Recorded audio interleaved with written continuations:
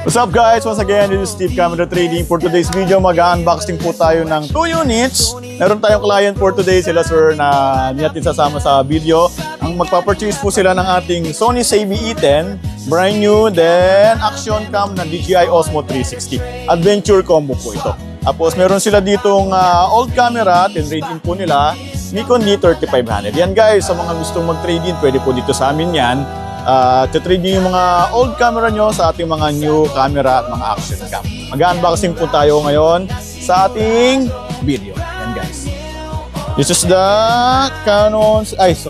Sony Savvy E10. Ma'am, pera mo ko nung memory card mo para matesting natin.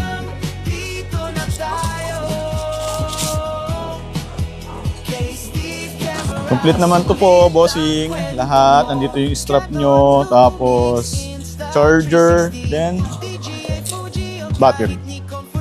Next natin guys, unboxing tayo ng Osmo 360 Adventure Combo.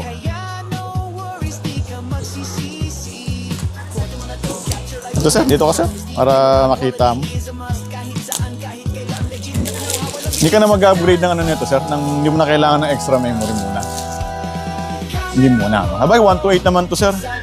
Pwede mo naman ito i-direct transfer na agad. So, download ka lang na application nito, sir, para ma-import mo yung mga files mo dito sa direct sa cellphone. Ito yung pinaka-unit po.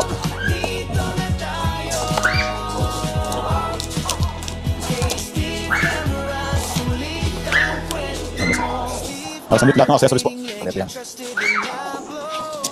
Nandito po ang inyong pouch. Tapos yung mga cable niya sir, pang charge. Tapos yung magnetic grip. Ito yung mga pamunas. Tapos speaker. Tapos yung lens guard sir, rubber. Ito yung charging hub sir with the 3 battery inside.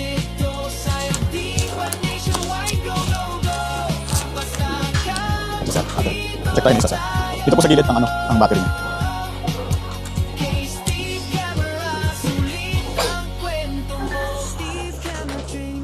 Trusted,